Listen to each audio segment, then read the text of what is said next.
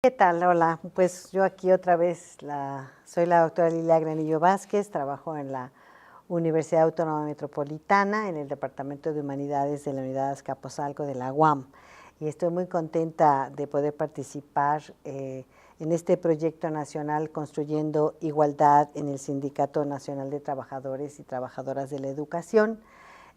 Pues ya les había dicho que soy responsable del cuerpo académico de la UAM 105, Estudios Culturales, Género y Sustentabilidad, y que también soy iniciadora de una red PRODEP-CEP de investigación en estudios de género, interculturalidad y sustentabilidad, que incluye a la UAM Azcapotzalco, a la UAM Coajimalpa y al Instituto Nacional de Antropología e Historia, el INA. Y hoy estoy muy contenta porque me han pedido que les platique algo acerca de cómo podría ser la perspectiva de género en la educación primaria. Y a esto pues yo le he llamado Sembrar en Equidad. Y bueno, primero voy a hablarles de la educación primaria, primero les voy a hablar de la perspectiva de género, después de Sembrar en Equidad y al último de la educación primaria, aunque los puse aquí en otro orden, porque pues es necesario acercarnos desde el concepto de perspectiva de género para ver cómo podría ser esto en la clase, cómo podemos hacerlo con nuestros estudiantes, nuestros niños y niñas, desde los 7 años hasta los 12 años en la infancia, en lo que es la infancia. Y vamos a hablar hoy de lo que serían las políticas públicas y la educación. Y la perspectiva de género es justamente una política pública, que quiere decir que está dirigiendo, es un principio de actuación de las decisiones para el gobierno de las naciones, del Estado, de los pueblos. Eso es lo que es una política pública. La perspectiva de género, pues, es una política pública y es un lineamiento, un principio que todas y todos debemos seguir en la educación. Aquí les presento una exclamación, una expresión que estamos viendo cada vez más seguido en los lugares públicos y que a base de estarlo repitiendo es que este principio se vuelve pues una obligación.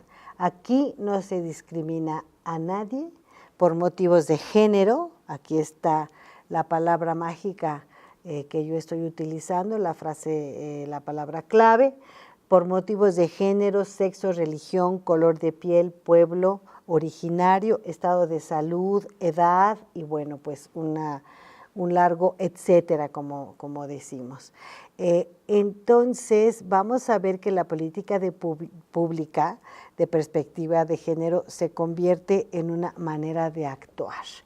¿Qué es la perspectiva de género? Bueno, pues la perspectiva de género es una mirada nueva, es un cambio que implica que tenemos que salir de donde estábamos para ver y actuar desde un punto de vista nuevo. Exige un cambio, unos cambios para poder visibilizar las relaciones entre los y las seres humanas. Este es un proyecto nacional para construir la equidad, tenemos que hablar de igualdad y entonces también tenemos que hablar de perspectiva de género. Vamos a visibilizar a los hombres y a las mujeres, a los ciudadanos y las ciudadanas. La perspectiva de género nos permite hacer eso.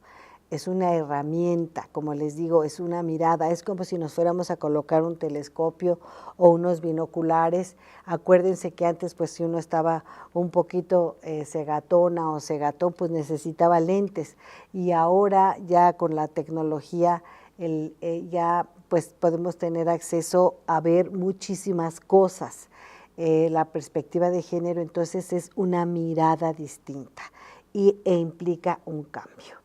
Y aquí sí que permite visibilizar las relaciones entre los y las seres humanas, entre los hombres y las mujeres, entre los y las ciudadanas, porque ahora vamos a estar hablando también, gracias a la perspectiva de género, de construcción de la ciudadanía. A nosotros en el aula, en el salón de clases, ya estemos cerca del mar, ya estemos en las montañas, ya estemos en las grandes ciudades o estemos en una pequeña localidad, nos interesa saber que a la hora de estar en la educación primaria estamos empezando a formar ciudadanía. Y aquí, a propósito, he dejado al último, ¿verdad?, visibilizar las relaciones. Aquí dice entre los y los ciudadanos, la ciudadanía y la comunidad LGBTTI, que en la primaria nosotros no vamos a tener todavía esta comunidad porque los niños y las niñas apenas están desarrollando su sexualidad, pero sí nos tenemos que saber qué hacer, cómo enfrentar esta diversidad. Yo creo que esto será ocasión de otra charla, esto de la comunidad LGBTTI. Ya sabemos que son la comunidad lésbica, gay, bisexual, y luego vamos a ver qué es lo que significa TTTI, y lo dejaremos por lo pronto por la paz. Pero sí es necesario que empecemos a pensar en estas otras formas, en estas nuevas maneras de ser hombres y mujeres. La perspectiva de género también es una herramienta para medir, conocer, evaluar y sobre todo rectificar las condiciones desiguales entre los hombres y las mujeres, o las condiciones desiguales entre las mujeres y los hombres para cambiar la prioridad, ¿sí? Es un enfoque, entonces, muy necesario para construir la igualdad entre los géneros. Ya de esto habíamos hablado antes, ya habíamos visto que esta transversalidad de la perspectiva de género es una política pública mundial, y que dio como resultado una serie de convenios y de declaraciones y tratados, manuales, reglamentos nacionales e internacionales a partir de la Conferencia de la Mujer de Beijing de 1995. Vamos a ver que la perspectiva de género, este cambio en la mirada de las cosas, ponerme yo los lentes para visibilizar a mujeres y a hombres, primero a las mujeres y después a los hombres, me va a servir para evaluar cómo voy yo en este proceso de decisión que tiene que permear todas las áreas del trabajo. Esto del enfoque que en inglés se llama el gender mainstream y en español nosotros hemos traducido como perspectiva de género, es resultado de los trabajos de la nueva vida que tenemos y de esta conectividad que tenemos todos los seres humanos, porque ahora aunque yo esté trabajando en una comunidad en Chiapas o puede estar en una de las grandes ciudades, a lo mejor en alguna colonia de Guadalajara, de todos modos me puedo conectar por internet y saber lo que sucede en Rusia, lo que sucede en Estambul, y me preocupo por las decisiones que se toman en Canadá o por lo que está sucediendo en Argentina. Entonces, como estamos por esta interconectividad en la que vivimos, hay muchos temas que tenemos que transversalizar, no solo la perspectiva de género. Uno de lo que más estamos transversalizando son las preocupaciones por el cambio climático, el cuidado del medio ambiente, en nuestro país en especial, y en todos los países del mundo también por la violencia social que se vive. Transversalizar la perspectiva de género quiere decir que las nociones de género estén presentes en todas las esferas de la vida para poder llevar a cabo ciertas acciones y ciertas decisiones. Y en nuestro caso, que nos dedicamos a la educación, pues lo nuestro es educar con perspectiva de género. ¿Cómo lo vamos a hacer? Es lo que vamos a ver acá. Primero, ¿para qué lo vamos a hacer? El objetivo es justamente llegar a construir la igualdad de oportunidades. que en nuestro país la igualdad de oportunidades está también atravesada por otros temas transversales, que sería, por ejemplo, el combate a la pobreza, el combate a la discriminación étnica, ¿sí? Pero bueno, aquí ahora me interesa a mí invitarlos a ustedes a que utilicen una serie de herramientas y de materiales didácticos que están al alcance de todo. A ver, la igualdad de oportunidades, entonces, el objetivo es incorporar la perspectiva de las relaciones existentes entre los sexos. Entonces, vamos a poner esta mirada en algo en lo que antes no reflexionaba, porque esto es ser impúdica, de esto no se habla en público. Acuérdense esta frase famosa, no se habla de mujeres ni de religión, ¿verdad?, que decían las personas. No, ahora vamos a tener que hablar entre nosotras, entre nosotros, justamente de cómo son estas relaciones entre los sexos, en todos los procesos de decisión. Y el objetivo de la igualdad de oportunidades es lograr que todas estas decisiones tiendan justamente hacia la igualdad de oportunidades. La igualdad de oportunidades, ¿para qué? Pues para el desarrollo sustentable y para la educación, para una educación integral, ¿sí? Esta igualdad de oportunidades la podemos saber nosotros muy bien en el aula, más bien la desigualdad en las aulas las vemos cuando tenemos una estudiante o estudianta que tenga debilidad visual o debilidad auditiva, que tenga ciertas capacidades, lo que llamamos capacidades diferentes también, y entonces, ¿cómo vamos a hacer? Pues esta persona necesita cierto tratamiento especial. En mi caso particular, en la universidad tenemos un alumno que ha tardado en hacer 10 años la carrera de Derecho porque tiene un grave problema de córnea. Ya le hicieron su trasplante de córnea, pero de todos modos él, en vez de terminar los estudios en los 4 años que nosotros pensamos que los debe de terminar, pues los va a terminar en 10. Y así es, esto es, ¿por qué no darle la oportunidad? Si podemos, porque eso sería una cosa. Y en el caso de las mujeres, pues es esta falta de acceso que tenemos las mujeres a los otros puestos. ¿Para qué? Bueno, aquí les voy a hablar de la comunidad LGBTTI, que es la comunidad de lesbianas, gays, bisexuales, transexuales, transgéneros, travestis e intersexuales. Hoy vamos a hablar de hombres y mujeres, pero en algún momento en este Programa Nacional para Construir la Igualdad vamos a tener que abordar este tema. Vendrá un especialista, ya nos lo platicará también para saber qué hacer en el aula, cómo acoger a estas personas diversas, que como les digo, bueno, a nivel primaria no tenemos el problema tan presente, pero en secundaria y en preparatoria ya está esta situación de desconocimiento para nosotros que hemos sido formados en el mundo aquel bipolar de hombres y mujeres, y ahora tenemos esta medianía y esta transición y todas estas variaciones.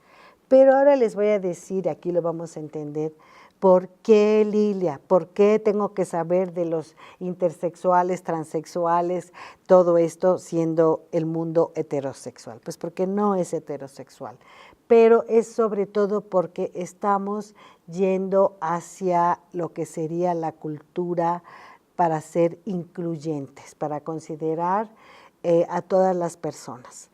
Yo estoy segura de que han escuchado por allá la cultura de la inclusión, la cultura incluyente, el lenguaje incluyente. ¿Qué quiere decir, en 3 palabritas, incluir la diversidad de las personas y las diferencias? ¿Y por qué tiene que ser así?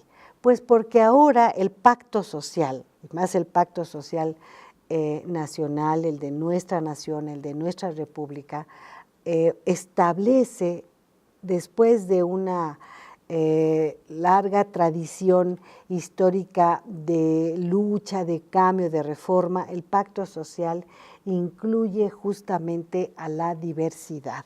Y ahora voy a leerles a ustedes el artículo 1 de la Constitución Política nuestra, que tenemos que siempre tener en cuenta que es el pacto social, que aunque yo no lo haya firmado personalmente, pues me rijo por ese pacto social y lo debo conocer muy bien, debo tratar de entenderlo y además debo transmitírselo a los estudiantes, a las estudiantes, a los niños, a las niñas, hacerle ver. Miren, el artículo primero dice, en los Estados Unidos mexicanos, todas las personas gozarán de los derechos humanos reconocidos en esa Constitución. Todas las personas, aquí no dice hombres y mujeres, ¿sí? Ni comunidades, dice todas las personas, porque todos somos personas.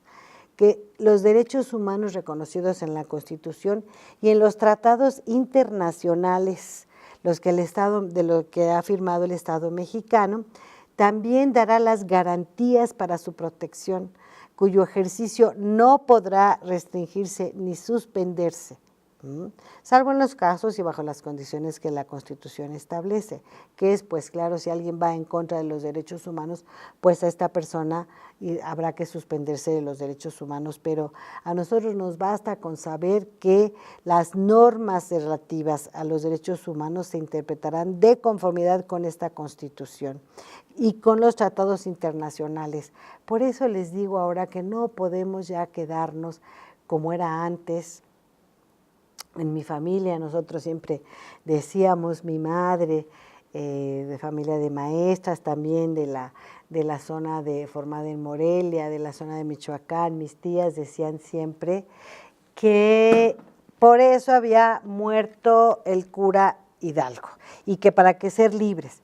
Pero ahora no solamente es lo que decía el cura Hidalgo, sino también lo que México ha firmado en tratados internacionales por aquella interconectividad. Entonces, los derechos humanos están aquí protegidos, todas las autoridades están obligadas a conocerlas, nosotros también somos de vez en cuando autoridad en el salón, tenemos autoridad en el salón, debemos reflexionar. Lo que dice después y lo que explica aquí acerca de la obligación de promover, respetar, proteger y garantizar los derechos humanos, está asociado, por ejemplo, a una lucha también que México ha sido pionero, nuestro país ha tenido un desempeño legislativo interesantísimo, que es la lucha contra la esclavitud, ¿sí? Y el segundo artículo también nos habla justamente de la inclusión. La nación mexicana es única e indivisible. La nación tiene una composición pluricultural sustentada originalmente en sus pueblos indígenas, eso dice, que son aquellos que descienden de poblaciones que habitaban el territorio actual al país al iniciarse la colonización y que conservan sus propias instituciones, es decir, en el artículo 2 ya está esto de la inclusión de los y las que antes eran discriminadas, despreciadas, humilladas y combatidas y que no se les permitía el acceso a la libertad. Entonces, fíjense cómo en el artículo primero y en el artículo 2, en los primeros artículos de nuestro pacto social, está esto de la inclusión, lo que me lleva a mí a seguir hablándoles de cómo educar con perspectiva de género. ¿Por qué? Porque es una tendencia mundial, porque es un avance femenino, es un avance de las mujeres, de la población femenina, es una decisión nacional también, que han acogido los poderes, ¿sí? Los tres poderes, tanto el ejecutivo como el legislativo y el judicial, hacia allá van. Entonces, vamos a ver cómo de allí tiene que ir bajando. Primero fue subiendo el clamor nacional, ¿verdad?, de los pueblos, de la gente que decía yo también soy persona, tengo derecho a mi lengua, tengo derecho a mi vestido, a mi comida, a mis maneras de ser. Y como esto fue subiendo, ya está ahora el pacto social, el marco de referencia, y tiene que ir bajando. Y nosotras tenemos que ir educando en esto. Ya está, como les digo, en las políticas públicas, la perspectiva de género, y en el Plan Nacional de Desarrollo, que nos interesará leerlo, que es accesible, porque hacia allá va nuestro país. ¿Y cuál va a ser esta consecuencia de educar con perspectiva de género? Pues que las mujeres aprendamos a asumir nuestros roles de liderazgo, ¿sí? Y que los varones acepten que las mujeres también tenemos liderazgo. En nuestro salón de clases somos líderes. Ya en otras charlas acá han platicado de la terrible desigualdad y todas las estadísticas que nos hablan de los graves problemas que tenemos las mujeres. También que la sociedad en general sea incluyente, desde el lenguaje, la cultura, la visión del mundo, que podamos aprender a acoger a los diferentes, a las diferentes, a las diversas. Si yo he nacido mujer, pues tengo que también acercarme en algún momento al mundo masculino, tratar de comprenderlo. Si yo he nacido hombre, también, ¿verdad? Lo que pasa es que si yo he nacido hombre, pues tengo un beneficio, una prerrogativa, una ventaja muy grande en la sociedad patriarcal.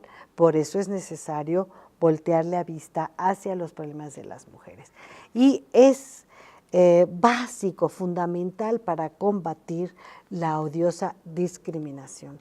Nosotros los mexicanos, las mexicanas, sabemos muy bien de la discriminación, especialmente cuando salimos, cuando vamos a otros países y vemos esta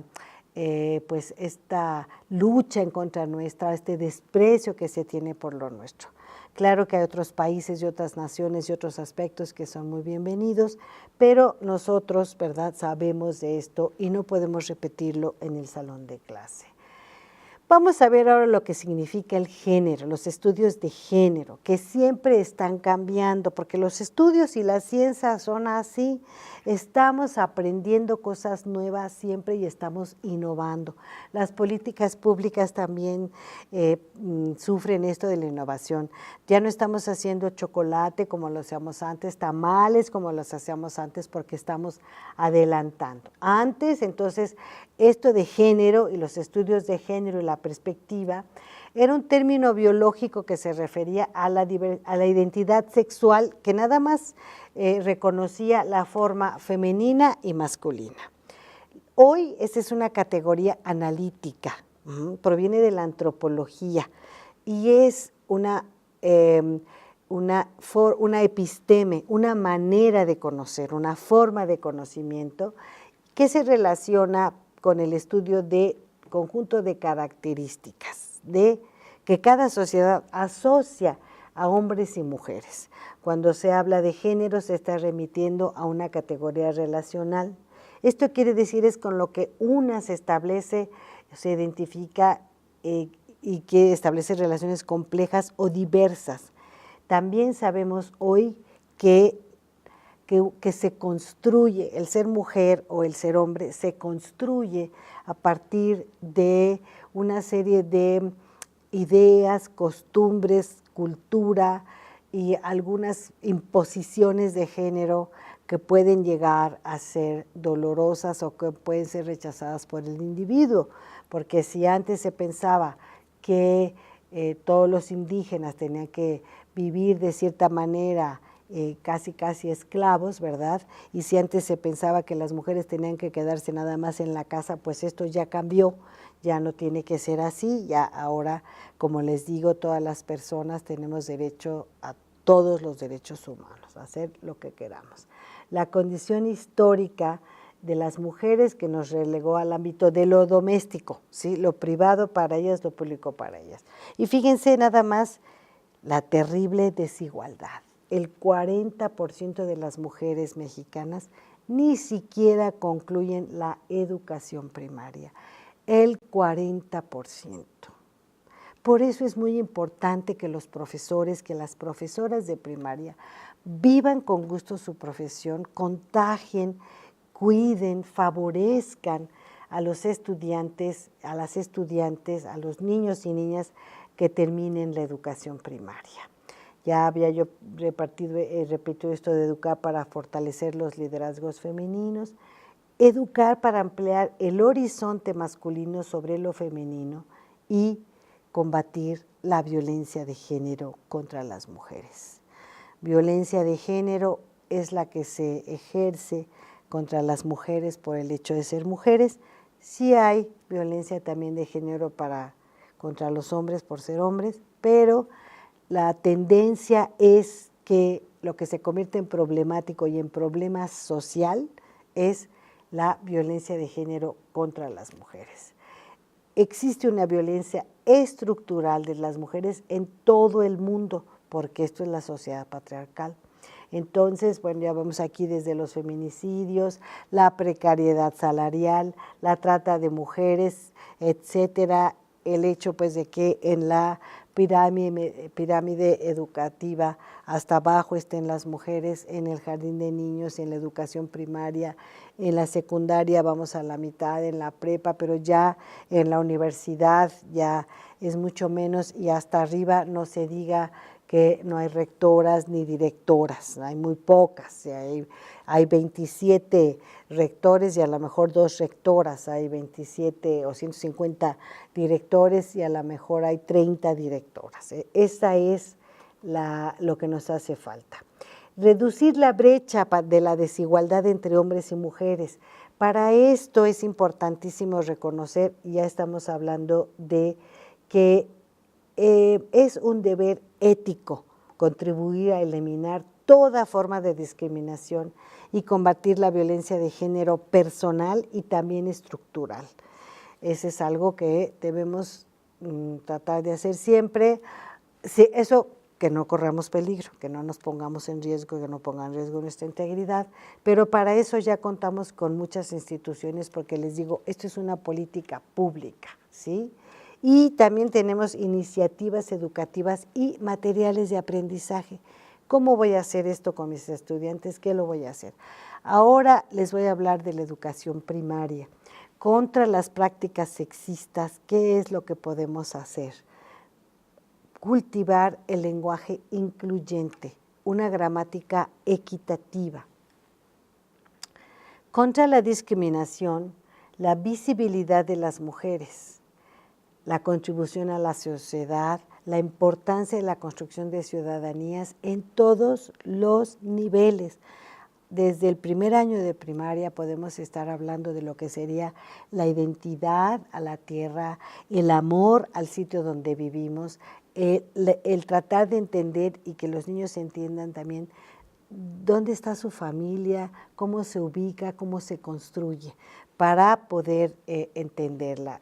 Pues, como les digo, esto es cambiar la mirada hacia, sí se entiende la familia, pero ¿dónde está el lugar de las mujeres en tu familia? ¿Cómo son? ¿Cómo eres tú? Contra la desigualdad tenemos prácticas equitativas, didácticas de intercambio, juegos que permitan el reconocimiento personal y social, en lo local, como les digo, y en lo global, lo que se llama lo local ahora, que es una combinación porque no podemos estar viviendo en esta separación entre, bueno, es que lo que pasa ya en la ciudad es diferente de lo que sucede aquí, a nivel individual, a nivel personal, a nivel de relaciones, pues debemos de comportarnos de la misma manera con los hombres y con las mujeres, tanto en el campo como en la ciudad.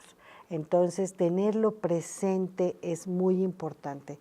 Claro que siempre estamos nosotros pues tratando de construir un ambiente equitativo que favorezca el aprendizaje, y a lo mejor nos vamos a encontrar con muchos problemas y a lo mejor a veces nos equivocamos y nos vamos a la casa pensando, hice bien con este alumno, le tomé en cuenta a este niño, ¿cómo lo puedo ayudar? Pues esa es la práctica de la educación, esa es nuestra misión, nuestro apostolado. No se nos debe olvidar que lo hacemos porque estamos llamadas, estamos llamados a ello. Es una decisión ética también, la de compartir el conocimiento y preocuparnos por la formación de los demás. Vamos a ver estos signos de autoestima, que son los que preceden a la conciencia social, porque estamos ejercitándonos en conciencia social. Acerca del lenguaje incluyente y acerca de las capacidades que debemos tener nosotras y nosotros, y en dónde está nuestra autoestima, en dónde está el aprecio que sentimos por nosotras mismas para poder llevar a cabo esta tarea revolucionaria de cambio. Sentimos empatía hacia nosotras mismas, valoramos nuestros anhelos y modos de vida, aunque entremos en desacuerdo con los demás, como les digo, sin ponernos en riesgo, ¿sí? Buscamos en donde sea el grupo con el cual nos identificamos o nos quedamos ahí, donde nosotras también a lo mejor estamos siendo víctimas de discriminación, víctimas de violencia. ¿Qué estamos haciendo al respecto?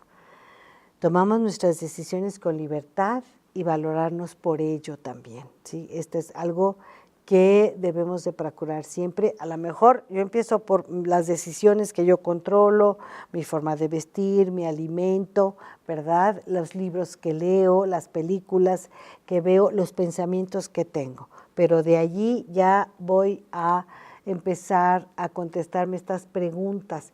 Decido libremente sobre mis cuestiones existenciales, desarrollo juicios propios y valores surgidos de la experiencia personal. No puedo llegar a decir, mañana ya voy a tener perspectiva de género, ya cambió todo y ahora no voy a hablar con los muchachos solamente o no voy a tomar en cuenta a los niños, primero las niñas. No, tampoco se trata de eso ni de ser radical, sino es ir poco a poco, cuidar nuestras libertades y cuidar nuestro bienestar. Pero eso sí que sea incesante. Y podemos empezar a platicarlo también con los demás compañeros.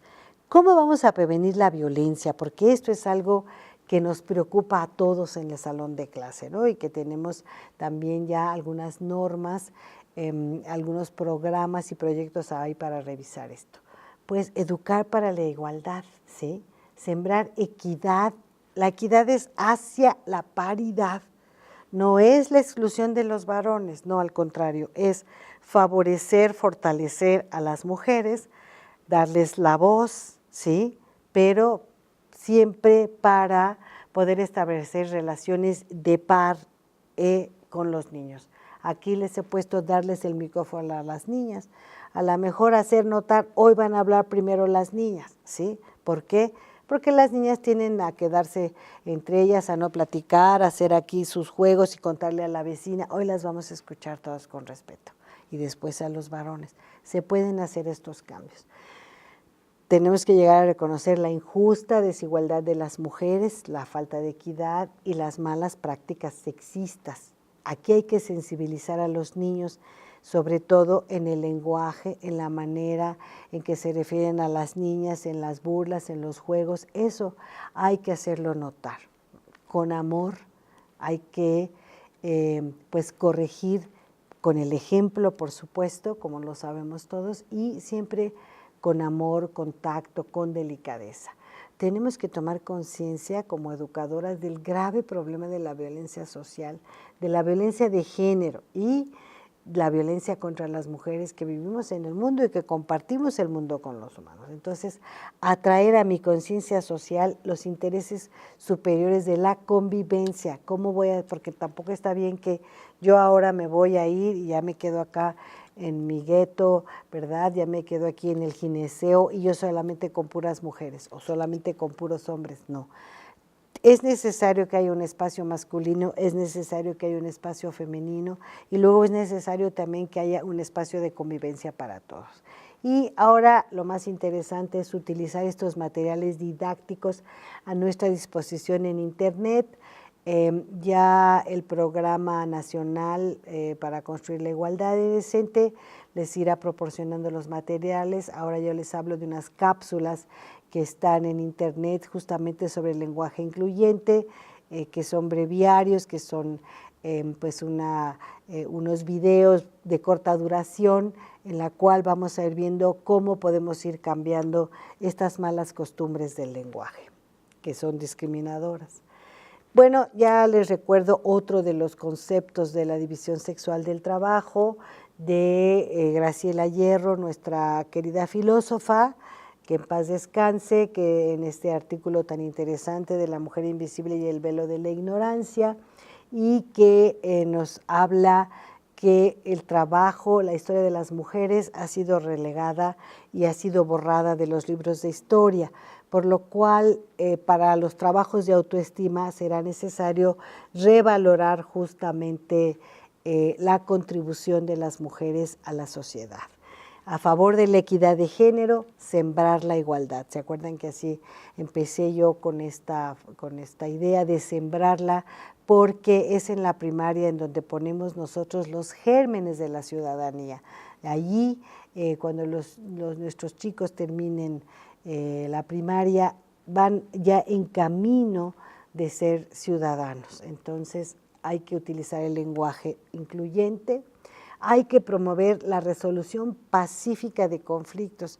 Son resoluciones no violentas, que ya veremos de estos 4 puntos les voy a hablar, y además voy a proporcionar los materiales que están del libre acceso en Internet. En tercer lugar, tenemos nosotros esta tarea de planear estrategias y actividades para el reconocimiento de las y los demás, del otro o de la otra, ¿sí? Y construcción colectiva de conocimientos y habilidades en materia de los géneros.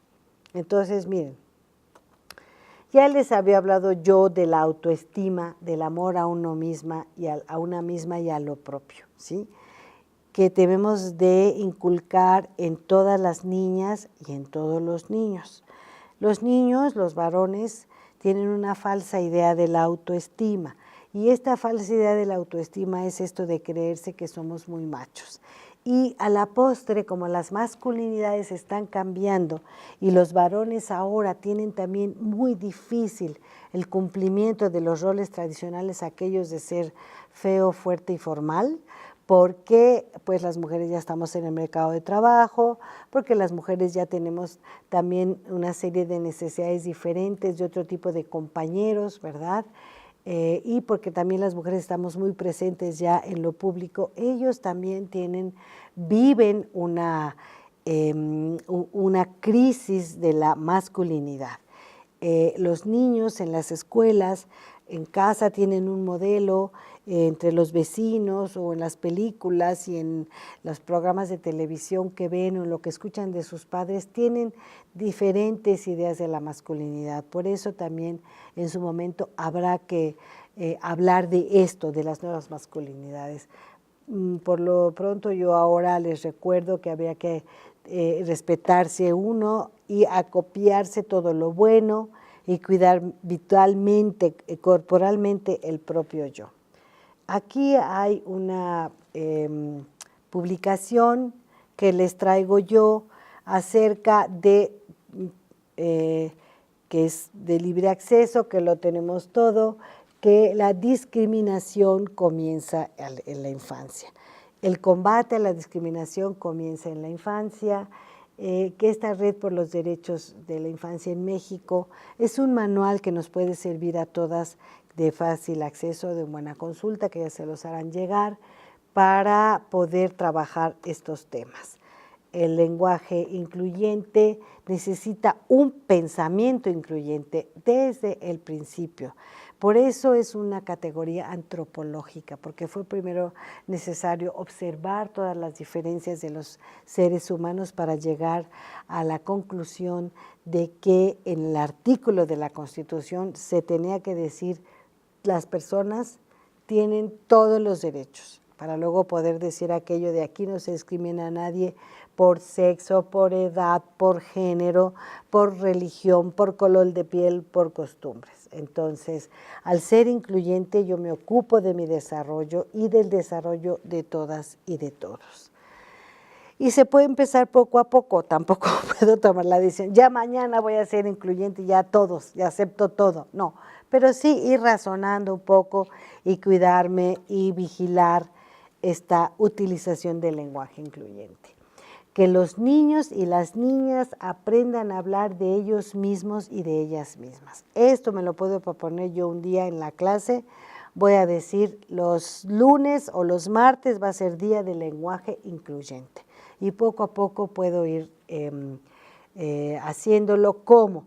Pues que aprendan ellos o que yo facilite como creadora de un ambiente de aprendizaje la posibilidad de que cuenten sus historias y las historias de los demás y sobre todo de las demás.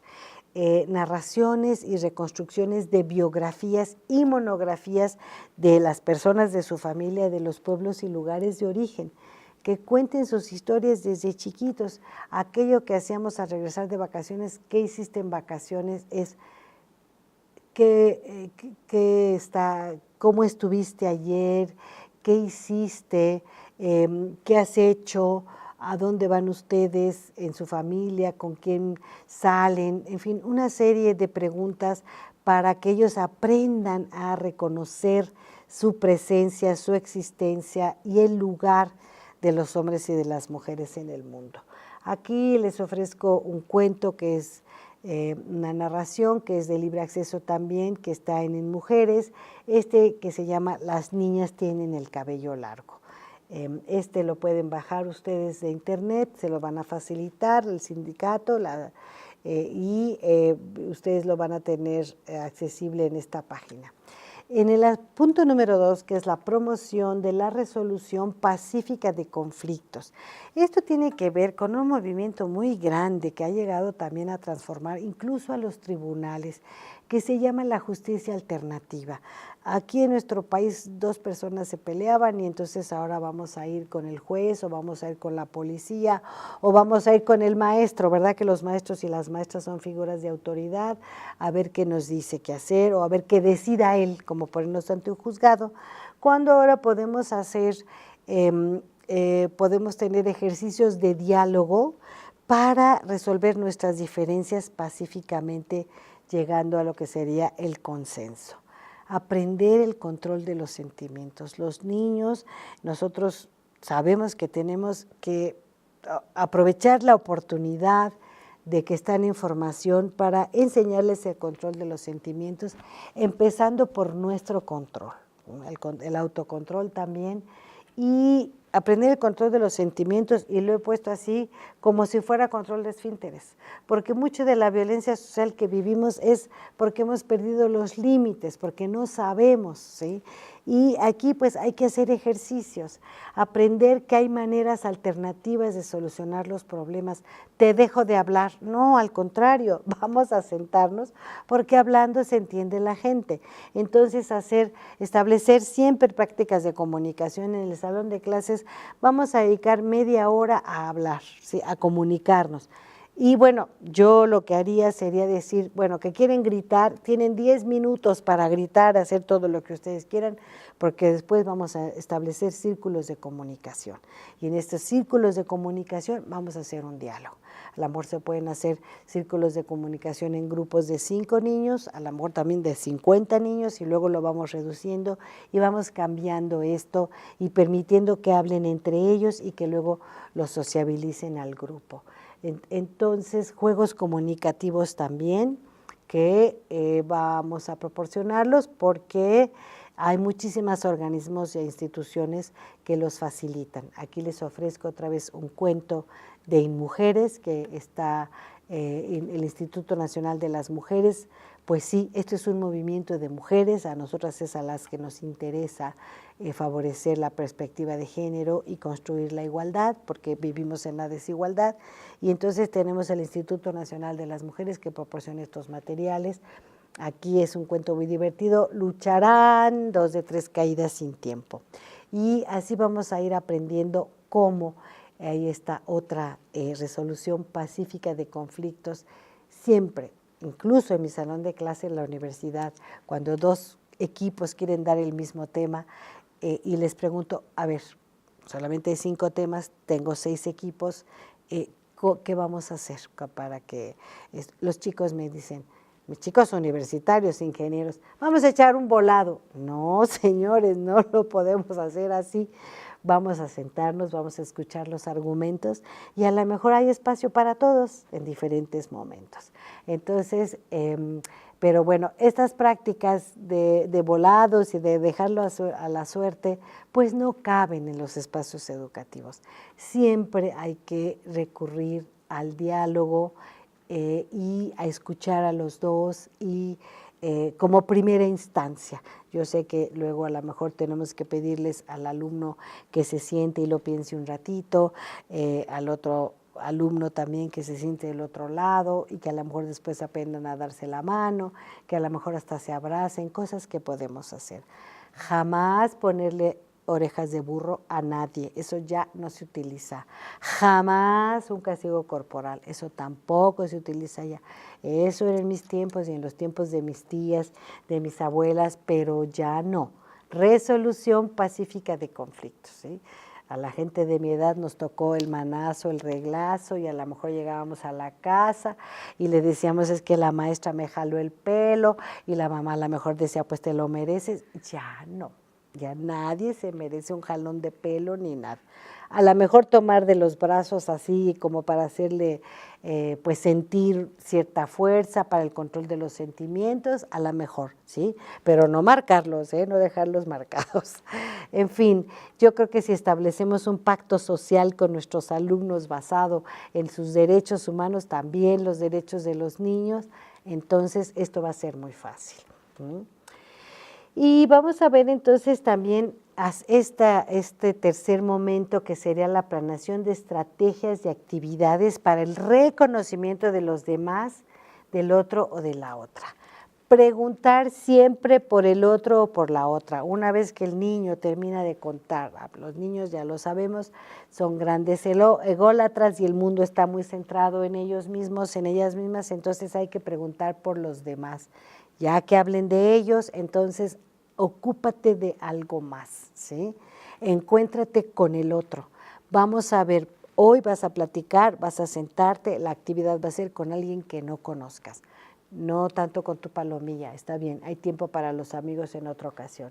Entonces, favorecer intercambios de roles y situaciones alternativas, ponerlos a hacer pequeñas dramatizaciones en las cuales a lo mejor podemos empezar por pensar que alguien sea marciana, venusina, o alguien que sea a lo mejor que haga rol de un animal, ¿verdad? Y luego ya empezar a favorecer el que los señores se pongan zapatos femeninos y que sepan lo que se siente ser mujer en en un mundo organizado para los hombres, y también las chicas que se pongan los zapatos masculinos, aunque muchas veces hacemos eso, pero para acercarnos, para cambiar esta situación, para escuchar a la otra y aprender a transmitir el mensaje.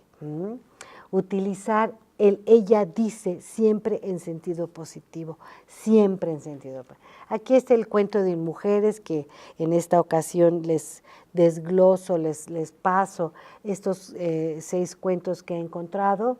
El cuento de mujeres que se llama Ni princesas, ni príncipes azules, ni princesas rosas. ¿Y qué tal que un día hacemos concurso y ahora los señores vienen vestidos de rosa y las niñas de azul, y otro día podemos pedirles que vengan de gris, de verde, de morado, de rojo? Se prohíbe el azul y se prohíbe el rosa, porque no jugamos con eso, ¿sí? Por último está esta construcción colectiva y colaborativa de conocimientos y habilidades en materia de género. Nos va a tomar a nosotros un tiempito planificar nuestras clases este año y en septiembre empezar con la perspectiva de género, aunque sea poquito, aunque sea solamente mencionando estas palabras y para que luego se genere el cambio. ¿Qué tal para la construcción colectiva y colaborativa de conocimientos y habilidades en materia de género? Si les pedimos, esto se puede hacer desde los niños chiquitos de primer año, trazar la historia familiar. Háblanos de tu abuela, de tu abuelo, de tu bisabuelo, dónde están, cómo son. Pero si habla del abuelo, debe hablar también de la abuela. Y si habla de la tía, debe hablar del tío. Y si habla de la mamá, debe hablar del papá también. Y para esto, para recuperar estas ideas, tener ideas sobre el linaje de los pueblos y su herencia, una de las problemas que impiden pues la valoración auténtica de la feminidad es justamente creer que las mujeres no tenemos genealogía, que quién sabe de dónde venimos, no somos capaces de trazar quiénes fueron nuestros abuelos y bisabuelos. Entonces hay que favorecer en los niños el que recuperen su herencia, el que sepan que están aquí porque forman parte de una comunidad.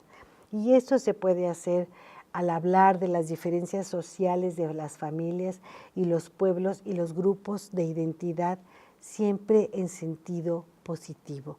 No es mejor un baile que otro, no es mejor una alimentación local o cultural que otra, ¿sí? Tampoco una organización familiar, sino vamos a hablar de ellas y después podemos acercarlos para que aprendan los ideales, los principios que estamos tratando de transmitir.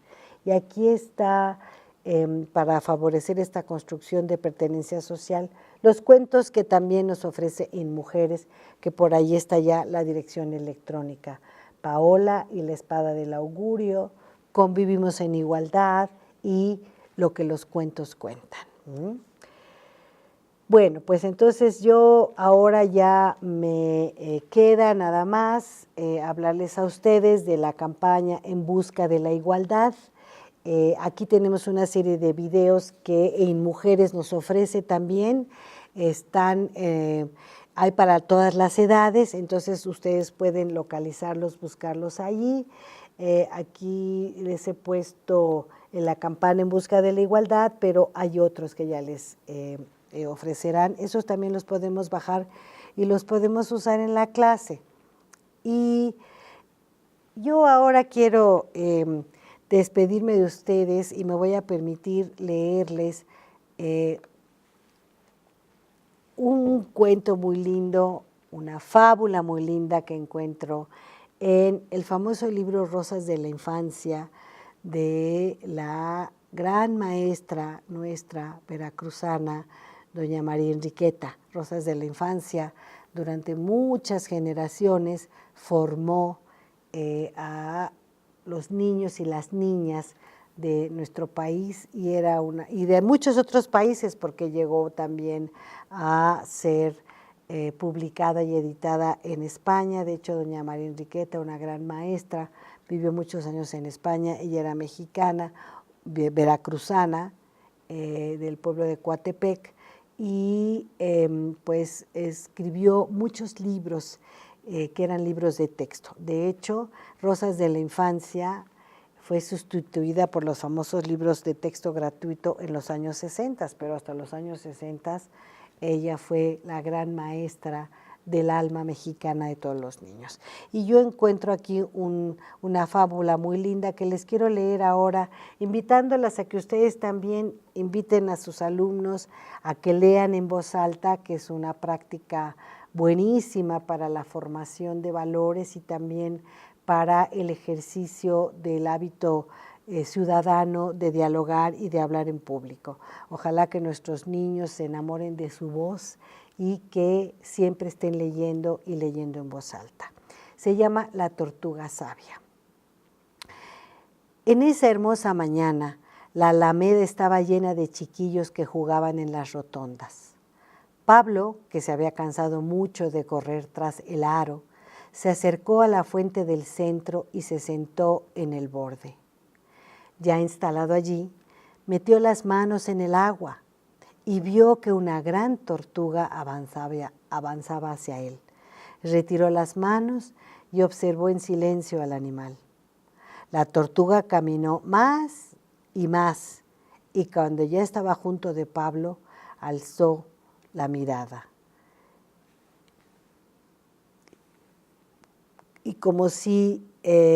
Y giró gravemente la cabeza, miró al niño y le dijo con una voz muy extraña, porque Pablo levantó la mano como si fuera a golpear a la tortuga. Pablo, escucha, no martirices a los animalillos, no caces mariposas, no robes los nidos de los pájaros, no rayes el pupitre en la escuela. Cuida tus libros, atiende a la voz de tus maestros, no te manches los dedos con tinta, camina juiciosamente por la calle, cuida tus juguetes. Todo esto le decía la tortuga, ¿eh? Se imaginan ustedes lo sorprendido que se quedó Pablo. No riñas con tus compañeros de colegio y da limosna a los pobres. La tortuga, dicho esto, bajó la cabeza, movió sus patas, giró hacia un lado y se alejó gravemente, como había venido, hacia la orilla opuesta de la gran fuente redonda. Pablo quedó pensativo y después, cuando ya volvía a su casa. Un mendigo tendió la mano a Pablo y éste, sacando de su bolsillo la única moneda que llevaba, la entregó al pobre. ¡Qué hermosa acción!, dijo una señora que pasaba. Y el niño pensó para sí, he aquí lo que puede una tortuga. No desoigan el buen consejo, aunque éste venga de la boca de una humilde tortuga. Muchas gracias.